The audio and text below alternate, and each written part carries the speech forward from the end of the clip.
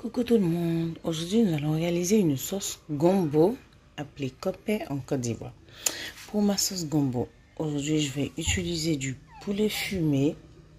Vous pouvez utiliser plein d'autres viandes, de la viande de bœuf, vous pouvez faire des mix avec de la viande de bœuf. Vous pouvez rajouter du poisson fumé, du crabe, des escargots, plein de viande et de poissons que vous mangez et favorisez plutôt tout ce qui est fumé. Ça apporte beaucoup de goût à la sauce gombo. Et vous pouvez même acheter de la viande de bœuf et la passer un petit peu au four avec un peu de sel dedans. C'est très bon aussi. Alors aujourd'hui nous allons faire vraiment une sauce gombo très simple. Pas trop d'accessoires en fait.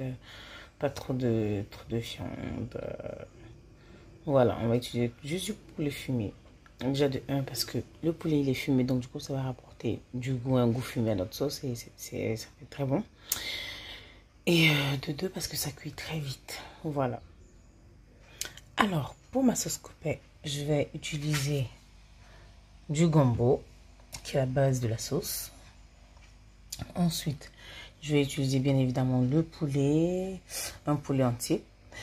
Je vais utiliser un oignon, une tomate, un oignon que je vais entailler bien sûr, et une tomate coupée en deux, un oignon coupé en dés, du piment. Alors le piment c'est à votre convenance, vous mettez autant que vous voulez. Si vous aimez manger épicé, vous en mettez un petit peu, mais je vous conseille d'en mettre un petit peu quand même parce que manger la sauce gombo sans piment c'est un peu fade. Voilà. Je rajoute aussi à ma sauce un tout petit ail. Ça, c'est vraiment facultatif. Enfin, moi, j'adore le goût de l'ail, donc j'en mets un peu partout, mais c'est vraiment facultatif. C'est pas une obligation, en fait, dans la sauce. 2 cubes d'assaisonnement. Et ça aussi, c'est facultatif. Il y en a qui ont fait le parti de ne pas cuisiner avec des cubes d'assaisonnement. Ça, c'est leur choix. Donc, vous pouvez remplacer les cubes d'assaisonnement par du poisson en poudre. Et vous pouvez en rajouter en plus du cube d'assaisonnement. Ce n'est pas une interdiction.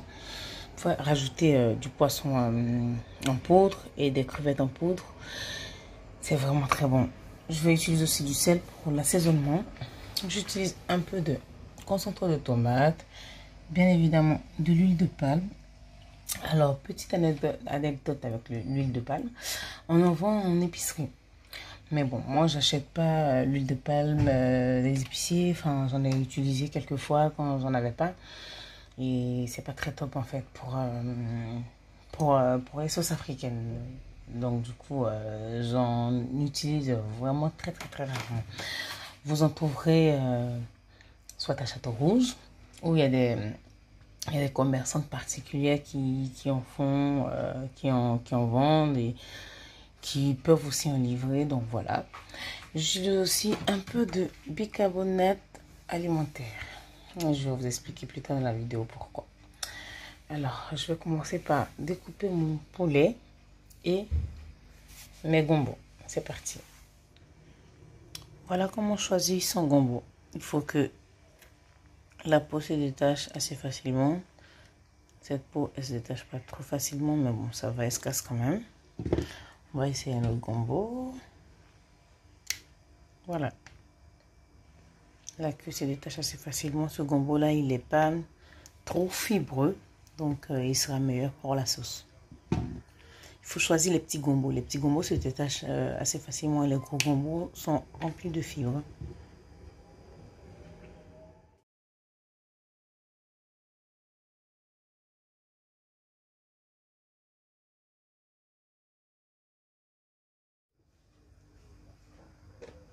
Alors, je rajoute à mon gombo la moitié d'une cuillère à café de poudre de bicarbonate alimentaire.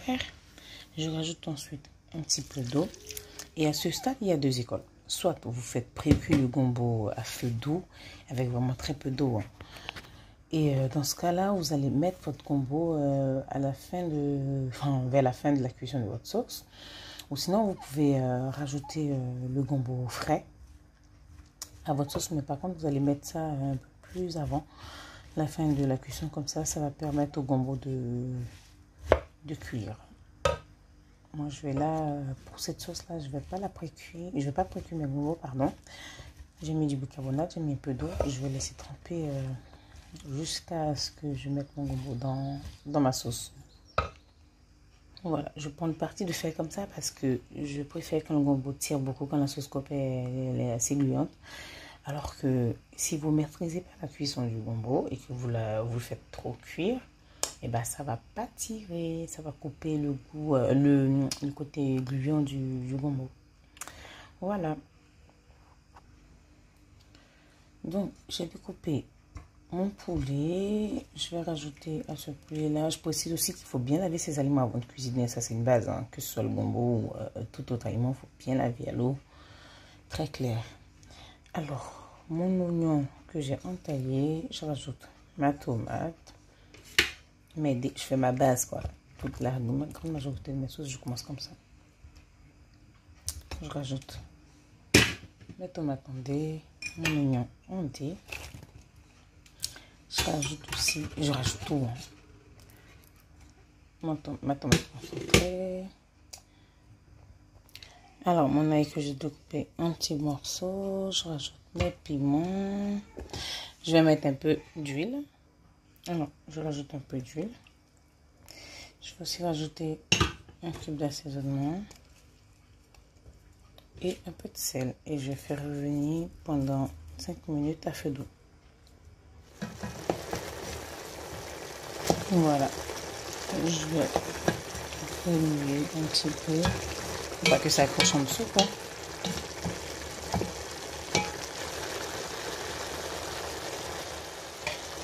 Voilà, je rajoute un tout petit peu d'eau. Parce que si vous mettez trop d'eau dans votre sauce copée, le gombo va être très liquide et du coup vous n'aurez pas l'aspect voulu à la fin. Ça sera pas lourd et ça sera très liquide, vous allez être déçu. C'est une certitude. Alors comme j'expliquais tout à l'heure, moi je ne veux pas précuire mon gombo pour cette sauce là. Mais par contre, quand je fais un mix de copée gombo avec du la, appelé aussi lalo dans d'autres pays. C'est des feuilles, des petites feuilles qui sont aussi gluantes. Là, par contre, je précuis mon gombo avec le plat à l'intérieur. Ou sinon, quand je fais un mix gombo et gombo séché, qui est aussi du djunglé, appelé djunglé en Côte d'Ivoire, je précuis mon gombo avec mon djunglé à part.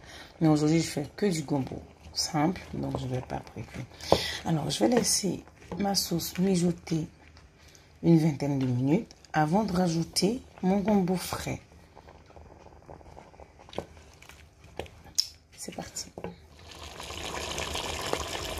J'ai sorti de ma sauce mon oignon, ma tomate avec un piment que je vais mixer et que je vais remettre dans ma sauce avec mon gombo.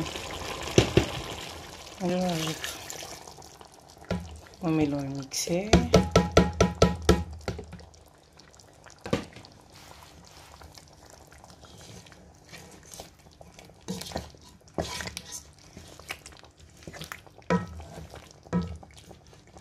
Je vais rajouter un petit peu d'eau quand même parce que c'est un peu trop lourd.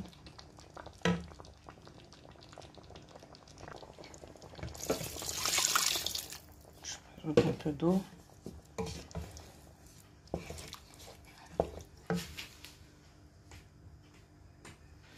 Je vais aussi rajouter mon deuxième cube.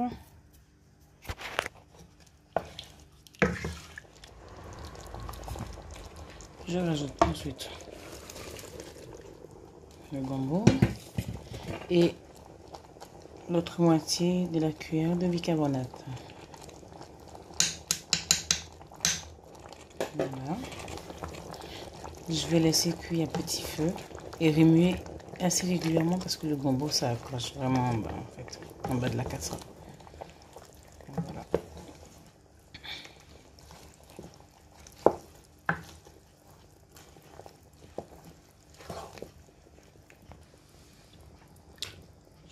La capacité de mon feu va jusqu'à 6, donc je vais diminuer jusqu'à 3 par exemple et laisser cuire tout doucement.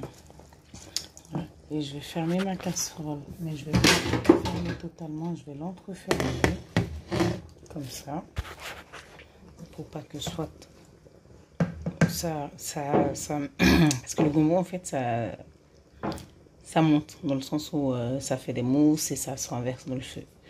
Donc, je ferme pas ma casserole. Je laisse comme ça pour une vingtaine de cuissons encore, mais à petit feu. Gombo en train de cuire tout doucement, tranquillement. Alors, la mousse, c'est dû au bicarbonate en fait. Mais bon, avec la cuisson du gombo, ça va très vite disparaître.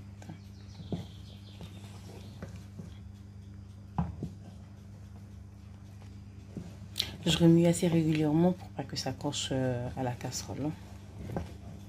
Voilà, et je laisse cuire tout doucement.